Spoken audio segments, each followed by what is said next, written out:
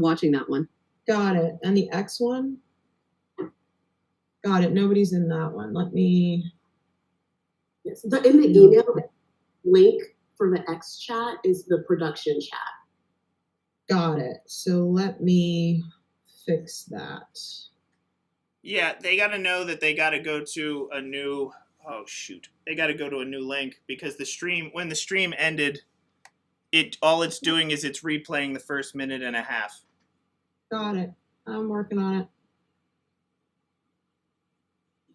I sent an update to the Waymo chat room. And I'm getting messages that people can't access the chat room. Mm-hmm. That's the X chat room. Well, hey, we wanted to fill some time. Yeah, indeed. And then you sent me the live feed link? I did. There's a dark slide at work here, just saying. It wouldn't be fun if we were all... Do we know why it went down? I don't. Oh, do we think it might go down again? I don't know. Okay. It worked the first hour for the test. Oh, so many chat rooms that I can't see what my...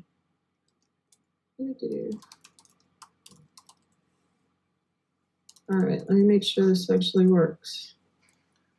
I'm going to actually broadcast and wait and see. Yeah. Do you want me to add Steve Sulek just add on the Dory? The Go XCOM link takes me to the chat dashboard. The live feed link doesn't take me anywhere. Hold on. The live feed is gone. I just do you want me to reply to Steve? Who is Steve? He's asked this question on the Dory, like the chat room link isn't working. Got it. Yeah, you can reply to Steve. That'd be great, thanks. Sorry, I'm just trying to draft emails.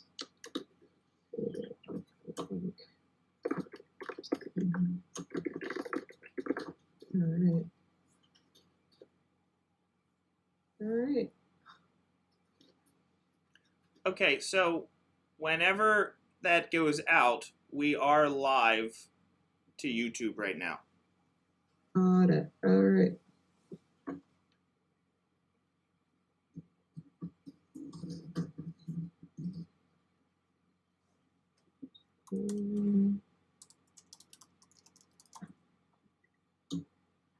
Welcome to Star Wars Dinner.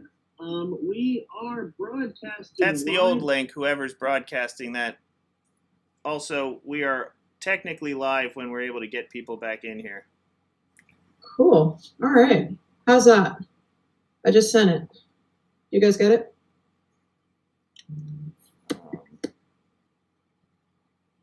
Yep. Great.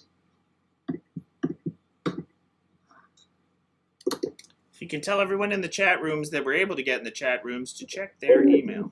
I'm not able to get into the X chat room. It says I'm not a member. Have you invited X or Zach? I thought we had. I got a bunch of pings about the same thing. Got it. Working on it.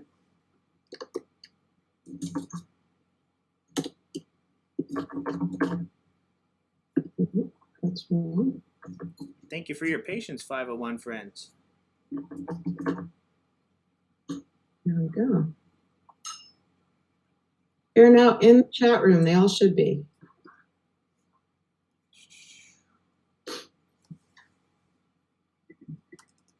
All right, and then I will share the updated link there. How's that?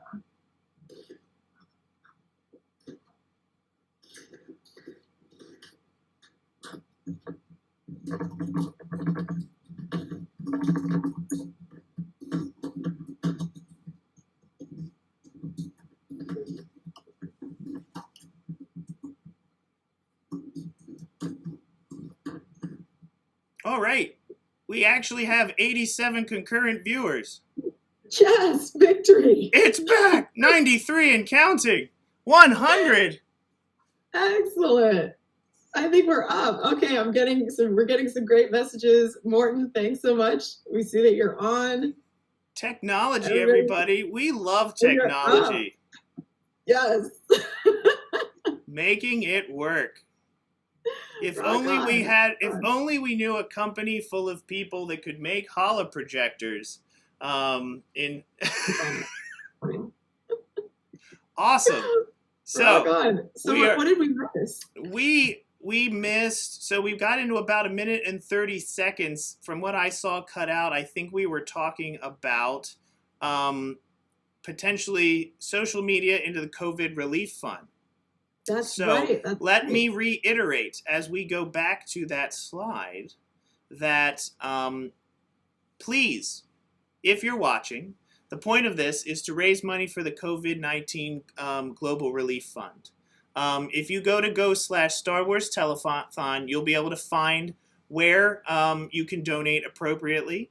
And if you would like to ask questions on our Dory, please visit Dory/Imperial-Telethon. Also, as we're finding out in live time, if you are able to access it in your calendar invite, there is a chat room where you can engage with us, and we're encouraging people to please actually share with us what you're donating if you're feeling comfortable doing so. It's the only way we get to keep a total for this telethon. As you can tell, we're not going to really try and push the boundaries on other technical involvement. So thanks for coming back. Thanks for joining us again. And let's move on with the show. So, Emmy, you were going to go into some announcements.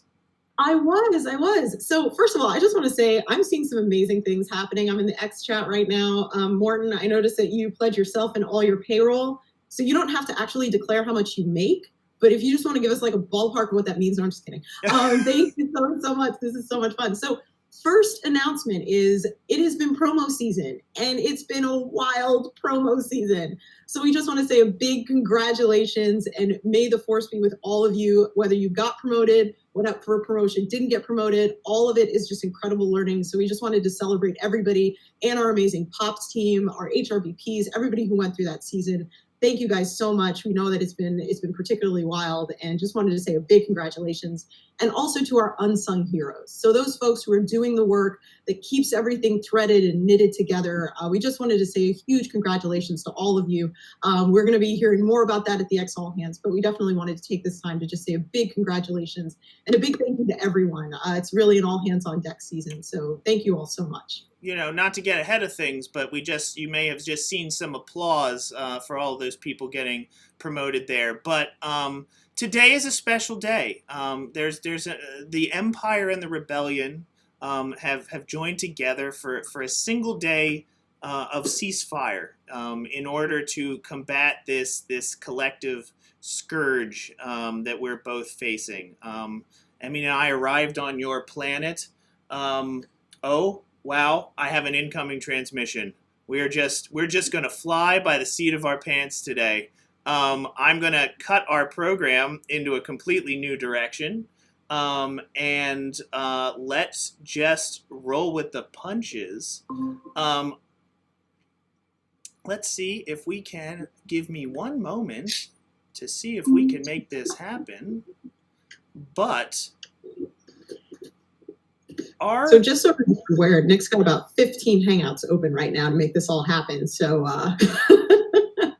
okay, so that might be preparation. We'll wait there. Let's move on to meet the 501st. Because we are representing the rebellion, Emmy and I got to your planet about March 9th, and we've been unable to leave since that point. But we wanted to make sure that we gave a moment of focus to our special guests of the 501st. So real quick, I'm going to go through there, and then we're going to get to another special guest. So welcome, 501st. How are you? Thank you for representing the Empire. I want to present a little bit about our guest today. We have joining us BH12001. Strangely enough, the only TIE pilot in the Empire who's afraid of heights. Well done. Thank you, BH. TI 62526, one of the taller TIE pilots who's barely fits in his ship. Welcome. Thank you for joining us. TK 95020, the first woman to achieve Centurion status in the Golden Gate Garrison. This is the highest rank possible for a stormtrooper. Congratulations, Diana. Thank you for joining us today. TK 91170. He was part of the focus group on Return of the Jedi. I assume by that he means the archival footage documentary about the Battle of Endor, in consulting, having been there and present. Welcome, TK. We have ID 51723, who doubles as a stormtrooper as well with her brother, TK 91170, who you just met. As well as we're joined by some Jawas, DZ 74259. Welcome. Thank you for joining us, 501st. Well, I'm going to take us on a little loop, and I'm going to introduce a very special guest. Let's see if I can make this transition happen. Who do we have on the other end here? Hello. I am C-3PO, Human Cyborg Relations. Looking for some human contact. Well, welcome, ladies and gentlemen, the only actor to appear in all 9 Star Wars films. Please welcome Mr. Anthony Daniels. Hello. Yes, 3POs have had to leave the room right now. So it's just me, I'm afraid. Yeah. Oh, well, ordinary human. Welcome, Anthony. I also want to introduce Jess Tribus to our show, who knows Anthony and made the introduction to make sure he was here today. And Anthony, Jess, I know had a few kickoff conversation elements for you to start with. Hello, Anthony. Can you hear me? I certainly can, Jessica. And how lovely to hear you. It's so good to hear you. I'm great. How have you been keeping busy during these quarantine days? Yeah, it is amazing how busy we are. Same as a lot of people, we are now living in a squeaky clean apartment. I mean, I've chucked so much stuff out. Everything is clean and dusted. That's good.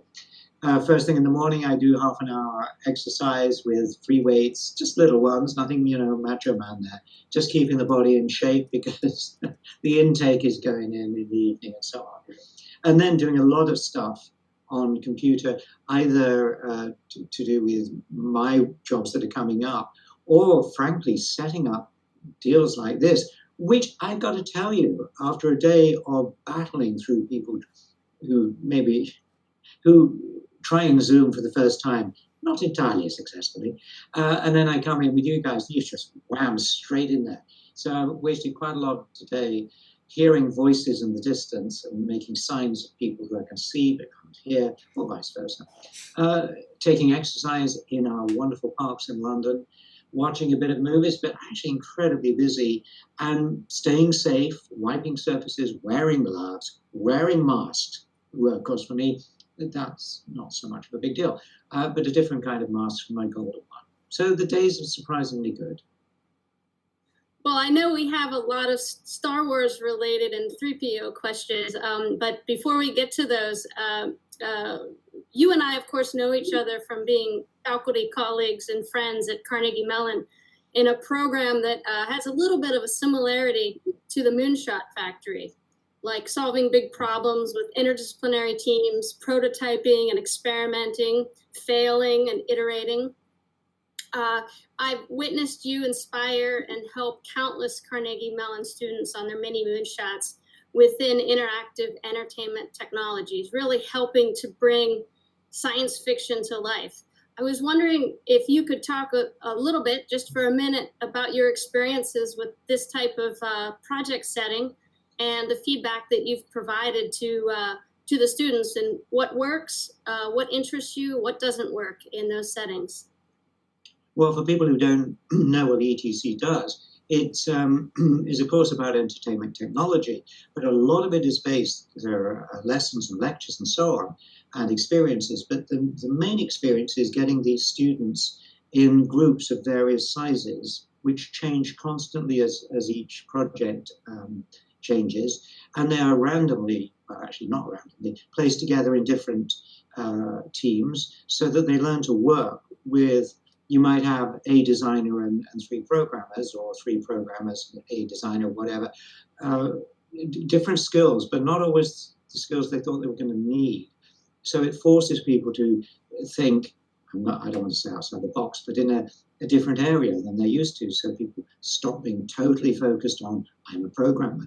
No, suddenly they're going to need to be doing sound on this project or design. And what I love is students helping each other. That's beautiful.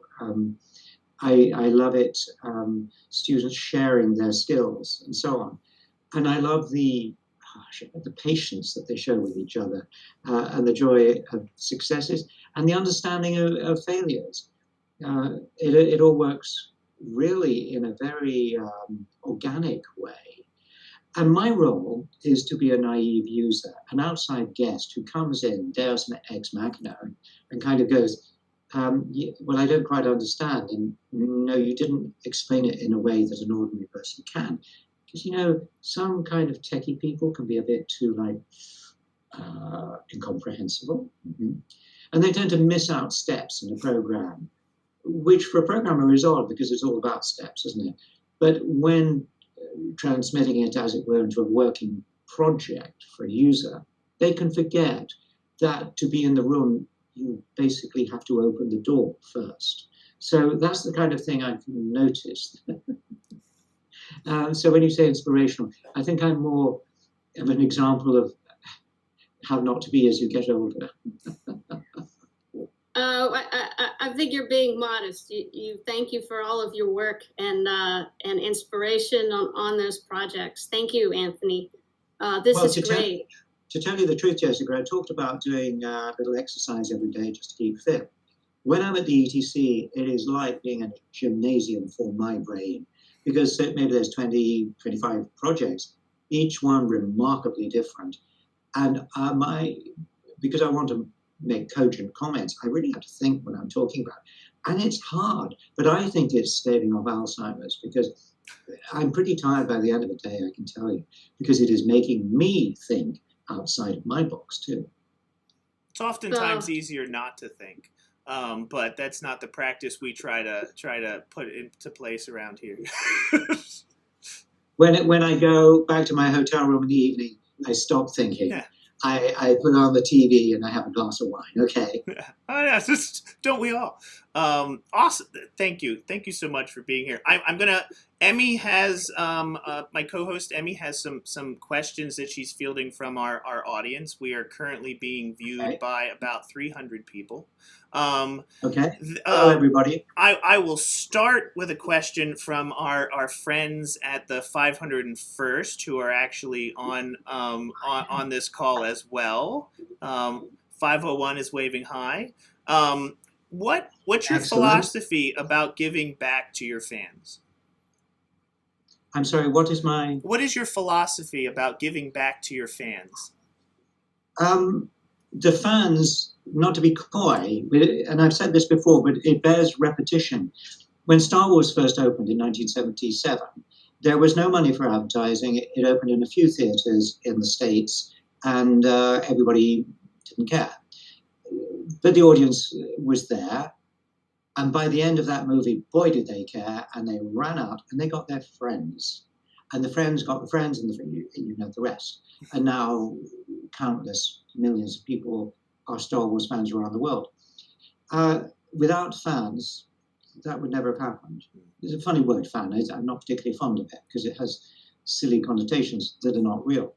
And then the 501st, I remember the first time I encountered them in an event in England. And I was a little surprised. And the Stormtrooper costumes are very attractive in a general sense. But I watched the reaction actually of the children that they were, if you like, confronting. And it was remarkable. It's as though the film had come off the screen and now was presenting it in front of these kids. And shortly after that, I was very lucky to be part of an exhibition, hosting an exhibition in London, I think The Art of Star Wars, something like that. And I kind of arranged for this bunch of stormtroopers to, if it was okay with Lucasfilm, and they are the ones who are giving back. They bring that stuff off the screen, and there are premieres and things that I go to. I still get goosebumps, and the longer it goes on, the more professional they get. And I have huge respect for them. And I'm bound to talk about my book, I Am C-3PO, but there's a whole passage about the 501st and what they mean to me. What the fans mean to me is they've given me a job all these years, but more important, they like 3PO. They are all, well, Anthony can't see this. They are all right now giving you giant heart symbols on their video right now, and So very cute. very appreciative. Emmy, I'm sorry. Go ahead. Emmy, do we have any other questions from our studio audience across the Bay Area? We do, actually. We've got one from Morton. Morton has this to say. So, Anthony, hi there. I'm Emmy. Morton is asking, how has it been to see and be part of all three trilogies? And thank you for being such a huge part of my childhood, which has extended well beyond 30. I echo Morton on that. So, yeah, how has it been to be part of all three trilogies? One of the things I say in this book is how many times people come up to me and say the words, "Thank you for my childhood." And I say in the book, "Thank you for being there." And I really mean it. But it's interesting, and it took me a while to get used to what people meant, "Thank you for my childhood." I get it. 3PO was there entertaining you some years ago now. And you've stayed with it, and your family has stayed with it, your grandparents, parents, children now. It is quite remarkable to be in this position. But here's the thing, and it's a really good question, and I have a really strange answer. You say, what's it like to be in all these films? I don't know.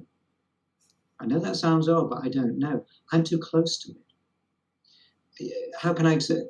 I've given the analogy in the past because I've thought about this. If you're on the moon, you can look at the planet, our world, and go, wow, this beautiful, beautiful round thing, blue in space. If I go on an aeroplane, I can see lots of stuff, but the closer I get to the ground, the nearer I get to planet Earth. And when my nose touches that paving, I can't see it. I can't appreciate it. I have yet to get that distance that allows me to see what fans forever have seen. I haven't got there yet. I'm beginning to appreciate it through the eyes of fans who tell me it feels like this, it looks like this, it is like this. And I go, oh, right, okay, that's cool. Does that make sense? It makes particular sense to me. Having had a brief, not nearly similar experience to yours in entertainment, getting close to the films that I love, it does have a shift in that perspective. But also having been able, from a Star Wars perspective, to stand out, I will reiterate, thank you, because it's a truly magical experience on this side. If you're not personally able to experience it. I talk in the book.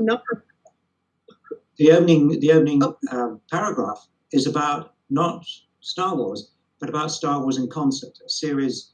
I think I performed it 150 times, including in Pittsburgh and right across North and South America and Europe and Japan. And what I got from that, which was an orchestra, symphony orchestra, choir, huge screen, edited sequences, John Williams' stunning music, and a very truncated storyline of the story of Star Wars. But what I got, apart from the thrill of being on a huge stage with lasers and smoke and everything, was the astounding warmth from the audience. And I was standing there as myself, so I could feel the love coming towards me, to the orchestra, to John Williams, to George, to the actors on screen. And it changed my perspective because I suddenly was getting a kind of reflection from them, seeing it through their eyes. And that was only about 10 years ago. So I'm a bit of a late developer, really. Sorry. Next question. So I have to bias to our young Earthlings here. We are hearing that Jonathan Barrett's son Tyler, age 10, is wondering, do you really like R2D2? I adore R2D2, and if you have you seen The Rise of Skywalker? I personally have, but I know that many of our fans at home have. Right, because in that film, 3PO stands next to R2, the rebel base, and I remember it. We were outside the Millennium Falcon, and we weren't sure what was going to happen. Life was a little difficult then, a bit like we have right now. But 3PO stands there and looks down at R2 and says, I have to remember this. Something like, if I should not return, I want you to know, R2, that you have been a very good friend. My best one, in fact. And then he goes away. Because some people, including 3PO, find it quite hard to talk about their emotions, to talk about how much you love somebody. And here he finally did. And I was very touched to record it on the set. I'm very touched to see it in the finished film. So yes, he does. But like all good friends, they can be. One of the things I liked in George Lucas's original script was that he had written these two characters to be bickering with each other. And that's a very human thing that friends do. So in answer to your question, yes, I like R2D2. I also like BB-8. I mean, he's adorable. Emmy, what else do we have? Do we have more? We've got two more. I have questions for days, but I'm gonna bias to our group here. We got another question from Ashley Nolan. Anthony, how did you develop C-3PO's personality? Did you have anyone who influenced the character? That is a really good. These are good questions. We should meet again. It'd be wonderful. I've wondered about that, and the answer I think is no. But you're never quite sure what influences are in there that you don't know about. My real inspiration was George Lucas's script. When I opened those pages, I had no input into them whatsoever. But as I read, the person I liked and responded to was 3PO. The way George has written him, that he was sort of snooty, uncomfortable, wanted to be somewhere else, clearly adoring R2, very loyal, a concept that I think is very important.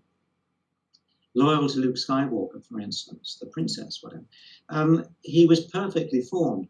And as I read over 6 months of preparation, clearly his spirit got into me. Actors can sort of do this in a funny way. There are many so much better than me. There are actors that just take on a persona, you know who they are, but sometimes you forget. I mean, somebody like Johnny Depp makes me forget that it's Johnny Depp. I just think, wow, what a beautiful character that is. Or, so he, I worked on the script, I absorbed 3PO, but I still didn't quite know what I was going to do on day one, if I was honest. I had all the equipment there, but it wasn't kind of arranged in a line. And then it just happened. And there's a thing about filming, and in other places, adrenaline. Adrenaline is an amazing resource. Yes. It can help you put up with things, come up with the spirit of the moment, because you are on the spot.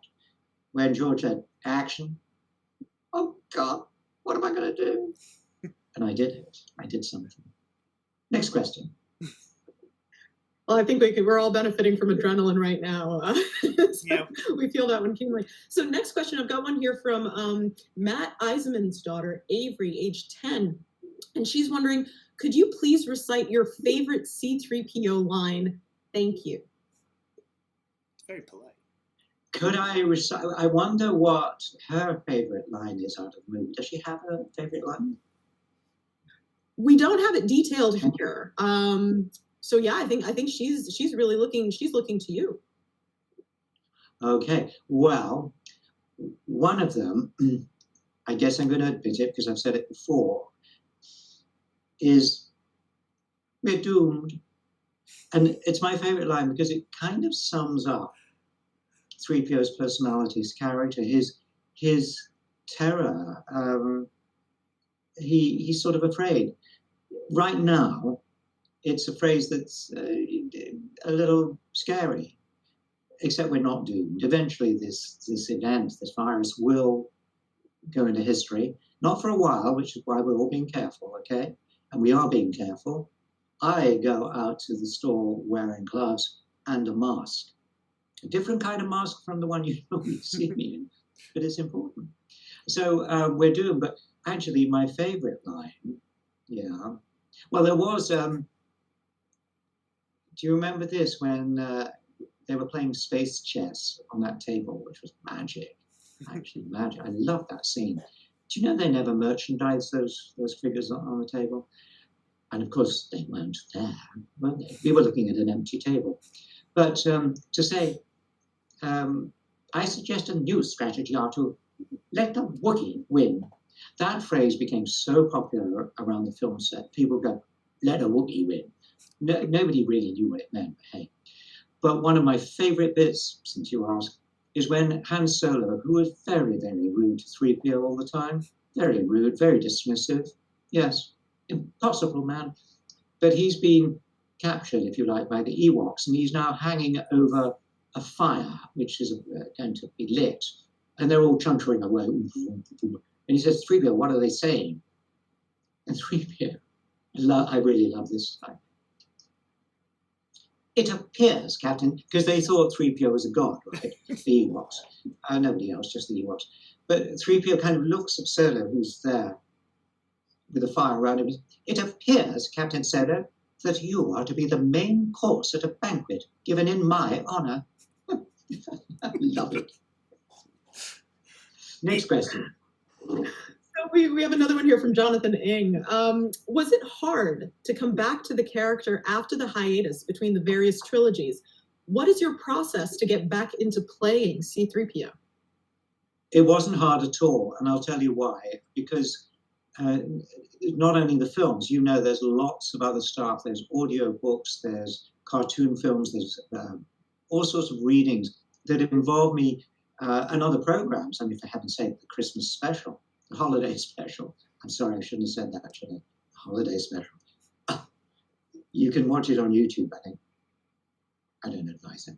Just watch the last 10 minutes, which is hysterical, as people around the galaxy come together for Wookiee Life Day. It's wonderful. You'll enjoy it. I do so many things between the movies in all sorts of iterations that the voice and the character stay with me totally. I can, you know, sometimes I walk from here to a studio nearby, and on the way I will be going, hello, I am, just to make sure I get my voice back up here in the top of my body. But 3PO just stays with me all the time. So it's not an effort, okay? And I'm very, very lucky that way. And his personality is so strongly imbued in my head that often I will look at a script and say, well, kind of, he wouldn't quite say that. He'd say it this way. So people listen to me because I'm the kind of guardian. I've said I am the guardian of 3PO on this planet. Because believe me, I can get scripts and you think, has this writer ever seen a Star Wars film? Because this doesn't feel like Star Wars to me. And it's very important that Star Wars remains in its milieu, in its world. I'm sure you agree. Next question. Anthony, I'm gonna intercede with a question of my own, but I'm gonna tie it to an update. One of my personal favorite parts of Episode 9 is actually having watched the entire arc of C-3PO from start to finish, and having the satisfying element of him having his heroic, selfless moment in helping complete this saga. But in tandem with that selflessness of which you embody in the character as well, since you have joined this live stream, we have raised $7,500 towards charity, and that's not including that Google matches 100% of most of our employees. So just about $14,000, $15,000 since you've joined us. So thank you for your generosity of time, and thank you to everyone out there who is supporting and watching right now. That is a wonderful thing to hear. And I have experienced Google's matching power before, and it should be proud of itself, yeah. And those people giving and joining here and paying should be proud too. Awesome.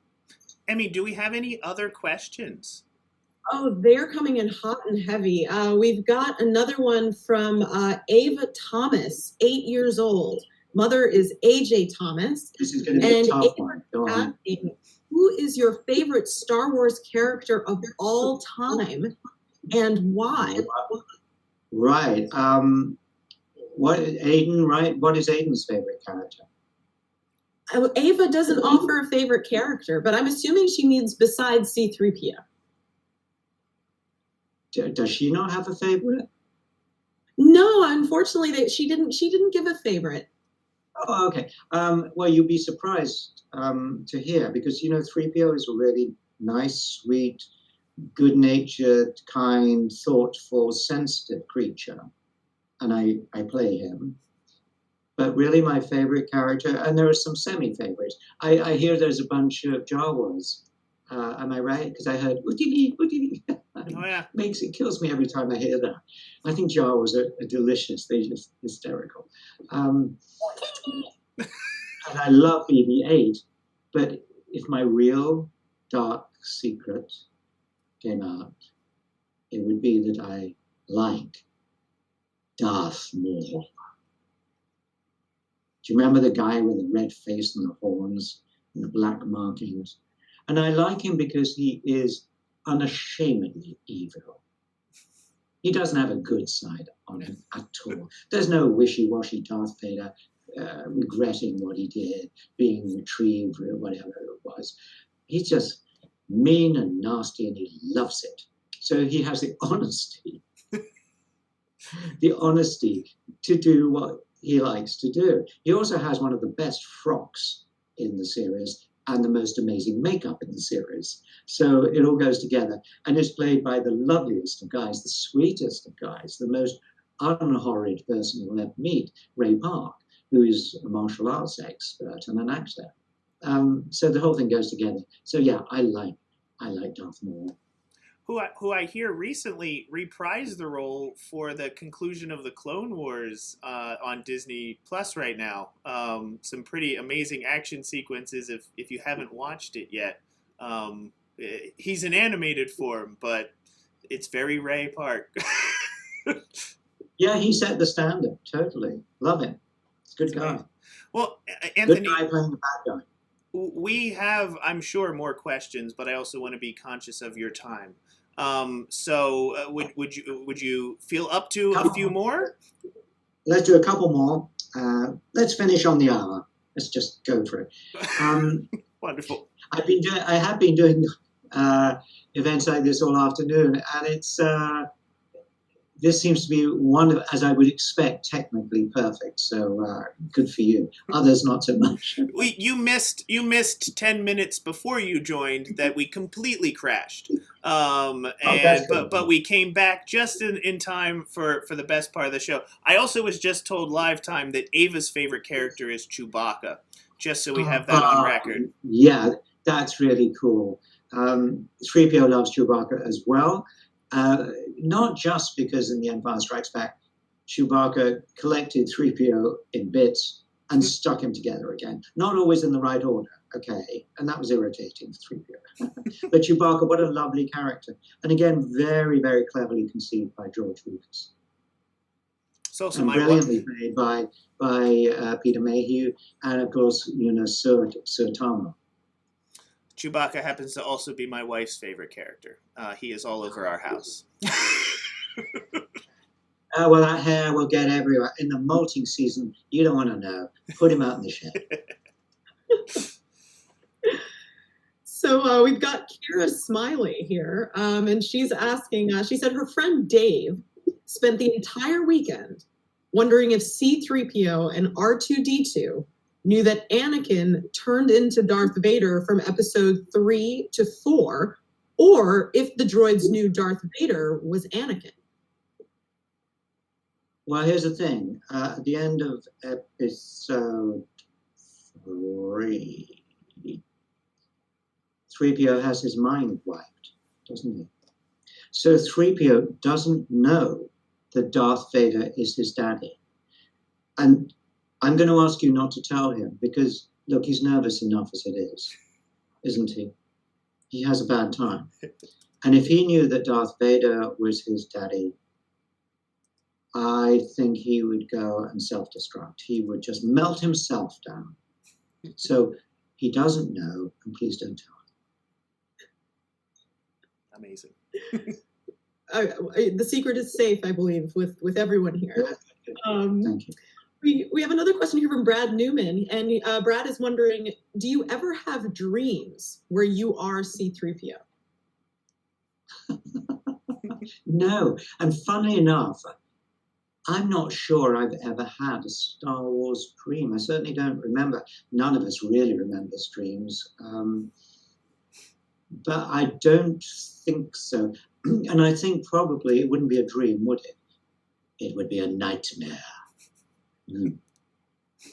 I did think that on that first day in the desert on Tatooine, all those years ago when I was dressed up in the costume, that were all the wonderful crew who were helping me, my team, if they were to be abducted by aliens, I would have to smash myself against a rock to get that costume off because I'm all screwed in and everything, entirely at the mercy of people to look after me, a bit like a baby. That's amazing. We have Courtney Kabata here, and Courtney is asking, what were the differences in working on the main films versus working on the Clone Wars TV shows or other spin-offs? Well, the Clone Wars TV shows are voiceover. So I would go to a studio and record the script and then often come back and watch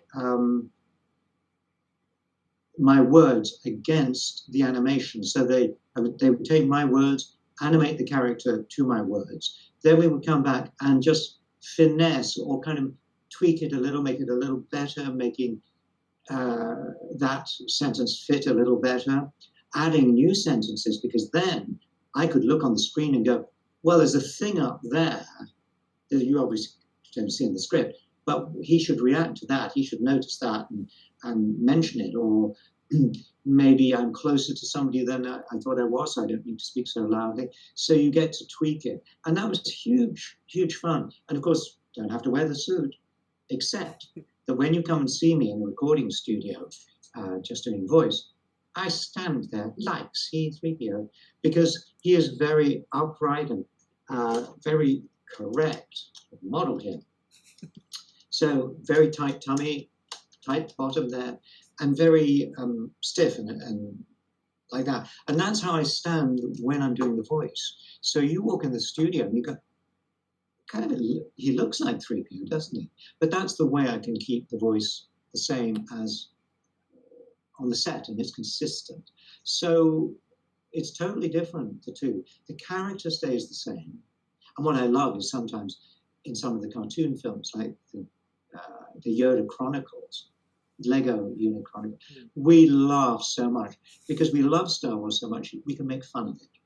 Like making fun of your dad, you can only do it really because you love him and he's big enough to put up with it. So Star Wars can be teased affectionately, and that's the big thing, affectionately. Whereas in the films, yeah, I'm dressed up. Sometimes I don't have the whole costume on. If the camera isn't looking at my knees, I probably don't have knees on, so because it's more comfortable that way. Maybe coming up now to a last question. Sure. Absolutely. And our last question is from Eleni, who is 6 years old, and this is Steve Sulak's daughter. And speaking of costumes, she's wondering, what is it like being in the costume? Eleni, that's a really, really good question. 3PO looks great from the outside, doesn't he? From the inside, it's really weird because my body feels very, very different, and I can't do many things. I can't touch my face, though we're not doing that now because that might spread a virus. But it's very good for a gesture. If I do that, you can tell I'm thinking, can't you? If I do that, I'm thinking in a different way. If I do that, it means I'm frightened or there's a loud noise. Simple things, I can't do that. So I'm having to use my body in a different way. But from the inside, all I can see, because my head is in a kind of box, there are two eyes, and I see through that hole in the middle. And although there are little lights around the eyes, behind them is something that stops the light coming through to me, because otherwise it would dazzle me. So I'm looking like through binoculars or through two peepholes, which means I can only see directly in front of me. If I look here, I can't see over here, whatever. So it's kind of lonely, I have to tell you. And one of the things is people can't see my eyes, so they don't look at me directly. They look here or here or here. It's something I had to get used to. So it's a little lonely in there, but when the finished film comes out and I see it, then I feel okay. And I feel proud that I worked so hard along with everybody else, and it makes it all worthwhile. It's a very good question. Brief extension of that question that my son Oliver actually just inspired. How much of the walk is actually affected by the mechanics of the suit physically versus the character? It was a combination of sometimes the limitations were useful, not really. But when you think I actually tap dance unbelievably on the Muppet Show, you can see it on YouTube. And I know I did 6 takes of that for various reasons. It astounds me that I could actually do that and not fall over, not whatever. I've fallen over lots of times. I can actually walk fairly normally in the costume, but it just doesn't look very interesting. So I worked on this kind of shuffle, which is both physically safer than walking in big steps because he's very top heavy, but also it gives him an added personality of being I always think rather like a geisha, a Japanese servant who is always ready to serve and be polite. And wonderful. So that was a very good question to end on, because thank you very much. Kind of late. Absolutely, we'll let you go. Jess, I know Jess is here and wanted to thank you as well, and give you a send off if you're there, Jess. Yes, I am. It's so good to see you, Anthony, and thank you so much for sharing your time and your stories and answering questions today, and we'll talk to you soon. Really appreciate the time. It's been really, really interesting. I've loved all the questions. I mean, all these 10-year-olds, these 8-year-olds come up with some really good thoughts. And have fun during the lockdown. Be inventive, be creative. One of the things that George set up with this sandbox idea where, here's the basic Star Wars, now you can play with the ideas that are there. Play is very important. We know that at the ETC. Google knows about it. So we can have a good time in spite of current events, which will eventually go. So thanks everybody for joining me, and I'm thrilled about the money and everything. So good for you. Good call. And I'm saying goodbye. Of course, I have to say, may the force be with you always. Bye-bye. Thank you so much, Anthony. If well, I guess Emmy, are you still with us? I think Emmy will be jumping back. So I'm checking a bunch of things off my bucket list. I don't know about you. It's not every day that normal Jedi like us get to interact directly with C-3PO. No, this is amazing. That's core rebellion. That's why I'm waiting for. It looks like there we go. Our feed jumped back in. Okay, awesome. So if you're willing to stay with us, we have 2 little segments that we were just going to continue on forward through. We got started a little late because we had a little bit of technical crashing. But let's see if we can get Simone on the line. Simone, we will jump over to you in just a moment if you are still with us. That's yes, I'm okay, here. Simone, welcome. So there is no Star Wars Day if without having a beverage. Now that we just met Anthony, I think we all need to relax and cut loose. Emmy and I came prepared as well, but Simone's here to walk you through how to make the perfect bantha milk. Cheers to you, Simone. I'll let you take this on. And if you stick with us after that, we'll have one fun closing thing for your children. And we'll take some pictures with the 501st, and we'll let you get back to your Star Wars Day. Simone, take it away. All right, thanks so much, Nick. I'm coming in live from my kitchen, and believe it or not, even though there are shortages of most things, there are not shortages of bantha milk. So I prefer to have my bantha milk nice and frosted and blue, and as you can already tell, my tongue and mouth is blue because I've been sipping on it all morning long. But if you want to make some at home, it's super simple. My version is a little bit different from what you might find like at the theme parks because I've made it kind of California healthy, but you can feel free to mix it up and experiment how you see fit. So the 3 ingredients that you need to do this is 1, milk. I use oat milk because dairy not in the form of cheese at my house is not popular. You'll also want to have some frozen blueberries and ice cream, which again for me is oat-based because I can't have the dairy. So the key ratio for all of your milkshakes, whether it's bantha milk or something else, is 5-to-1. That's 5 scoops of ice cream to 1 part of your milk.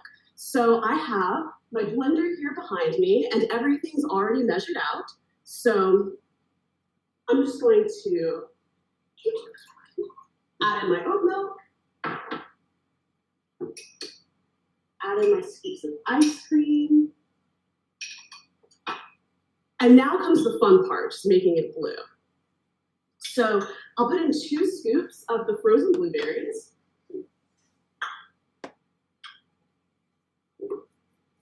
And then, to top it off, just a little bit of blue gel food coloring. And I know blue gel food coloring is a little bit difficult to find in the middle of the lockdown. If you don't have it, you can sub it out with blue Kool-Aid. It's 40 cents a pack, and you can add a little bit of tropical punch flavor into your drink. So I'm just going to add in a couple of drops. Very blue. It looks and sounds delicious.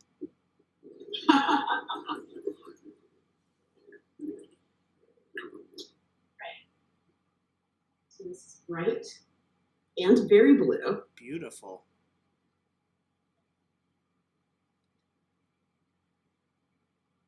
And there you go. It's easy, it's simple, it's delicious. And if you're looking for the after 5 p.m. version, I definitely recommend maybe a shot of white rum after you've done something for the kids. Or during quarantine times, you can consider it maybe the after 12 p.m. version of the drink. But either way, cheers and enjoy. May the 4th be with you. Thank you, Simone. Awesome. Emmy, I think before it's 501st is just celebrating it. They're loving it. Lots of bantha milk going on over there. It's fantastic. Awesome. So before we close out, we want to make sure this was a special thing, and it turned out so much nicer than I had anticipated. So as we close out, after having this time with Anthony, I want to make sure that we make the message to not forget how hard isolation has been on our younglings and our Padawans.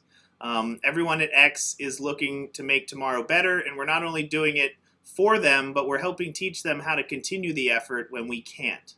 I particularly am familiar with the line from The Last Jedi where Yoda reminds Luke that the greatest teacher failure is, we are what they grow behind. It's the true burden of all masters. So in celebration of the creativity and learning, we asked our children to provide with us some inspiration in the form of Master Yoda.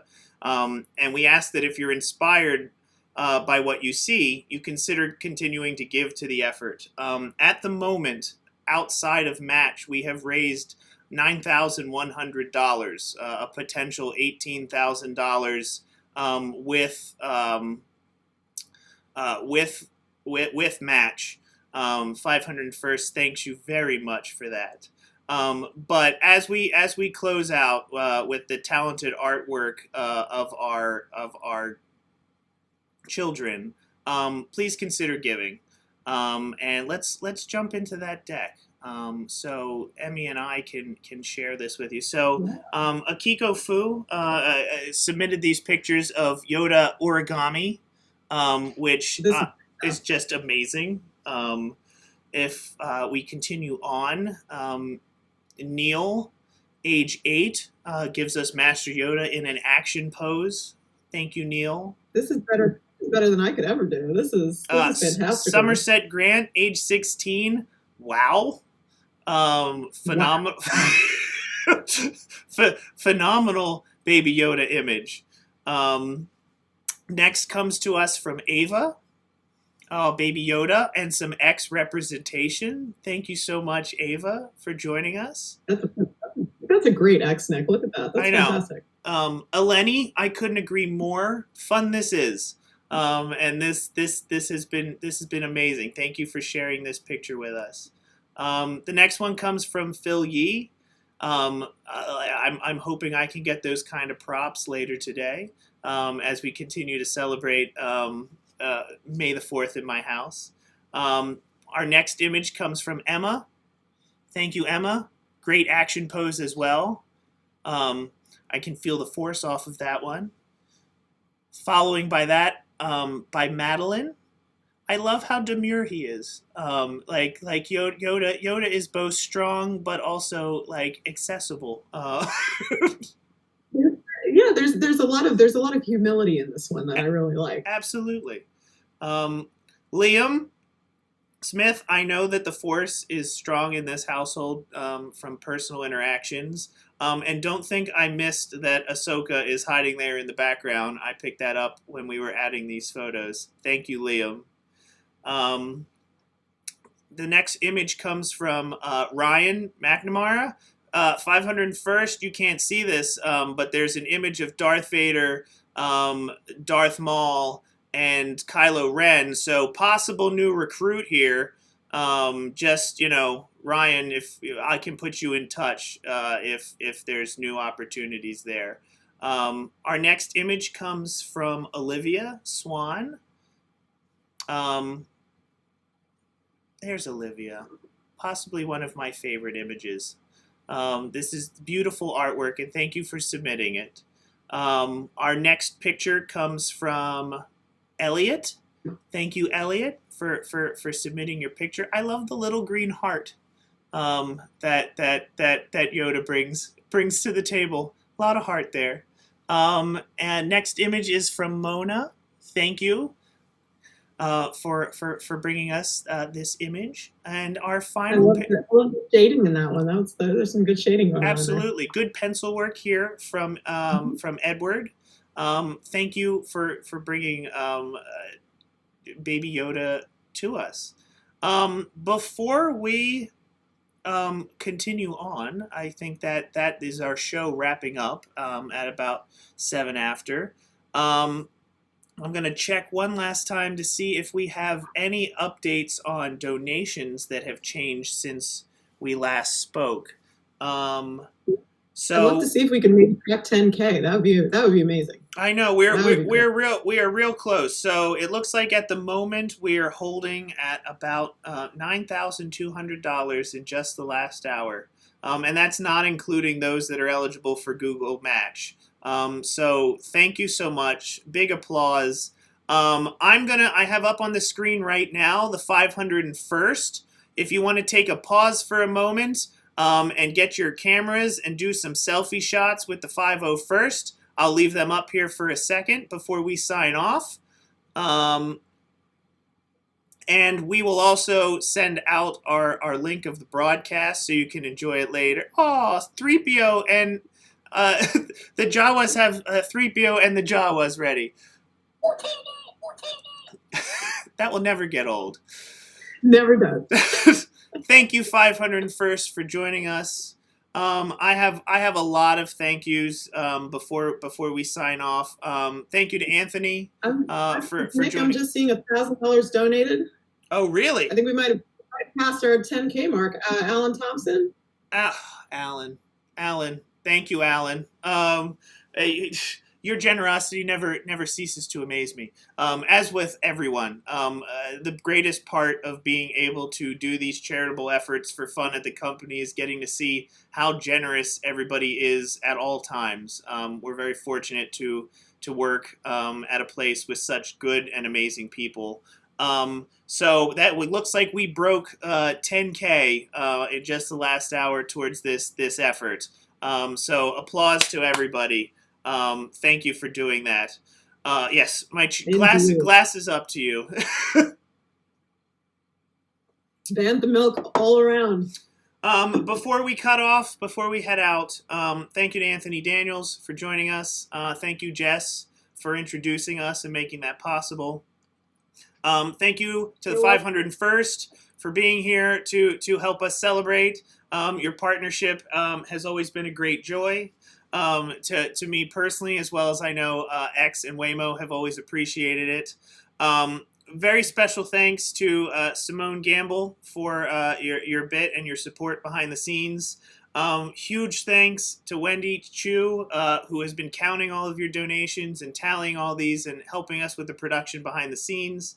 And then, most of all, special thanks to my co-host, the Jedi Master herself, Emmy, who without whom all of this is never possible. What we just broke. Let me throw the same back to you, Nick.